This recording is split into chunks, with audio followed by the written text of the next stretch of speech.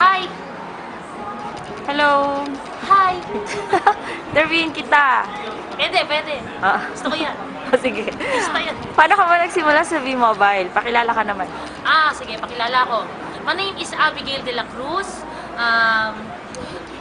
Isa ako sa mga leaders ng Team Transcend Korea. I've been into business for about 8 months. So, nahirapan ka ba sa umpisa? Mahirap. Sa umpisa, mahirap. Mahirap talaga kung iisipin mong mahirap. So, sa lahat ng bagay talaga, sa umpisa mahirap. Kahit dito, pagdating mo dito, syempre isasalang ka sa makina, mahirap talaga. Pero isipin mo lang madali, para lahat ng bagay maging madali. Mahalin mo lang, para lahat maging madali. So, magkano na earnings mo ngayon? Malaki na, no? Malaki? Hindi naman ganun kalaki, kasi medyo malayo pa tayo doon sa malaki na sinasabi nila.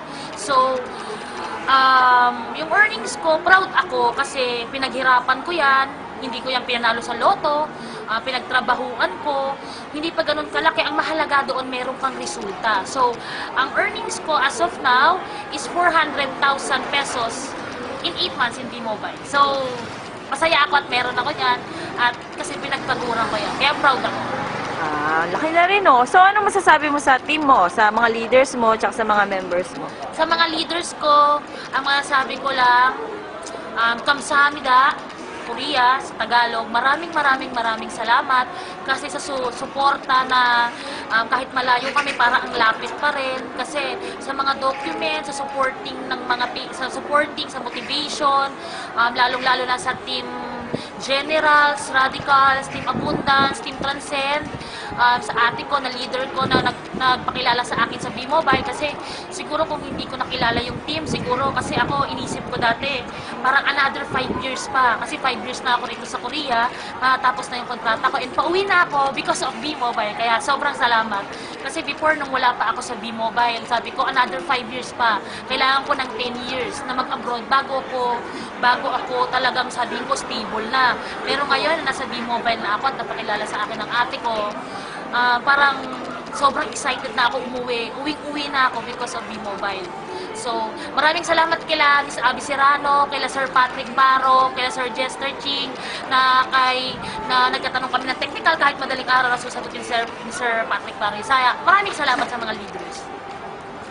Sa mga members ko, so maraming salamat din sa support at saka tiwala natin sa isa't isa. Wag lang tayong hihinto. Yun nga yung sinasabi ko, tuloy lang lagi.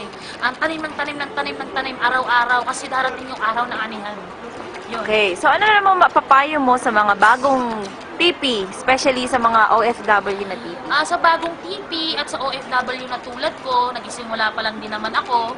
So, yung tiwala sa sarili, unang-una, tiwala ka sa sarili mo, huwag ka makinig sa mga taong negative. Kasi yung mga taong negative, pag hinila ka nila, wala, mag-stay ka lang sa baba, 'di ba? And ikaw naman yung aanin ng iyong mga dreams, mga goals mo sa buhay. Tiwala sa sarili at saka tiwala sa company. Kailangan niya magtiwala ka lang sa V-Mobile. Ang lagi nga nila sinasabi ng mga leaders natin, kung hindi ka marunong magtiwala, pagyaman pa kaya. So, huwag kang matakot sumubok. Kasi ako, hindi ako natakot sumubok. Kasi kung natakot ako sumubok, siguro TNT na ako dito sa Korea.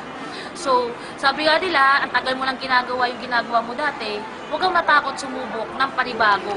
Kasi, ang magiging resulta nun, panibago rin. So, yun, subok lang subok, tapos resulta.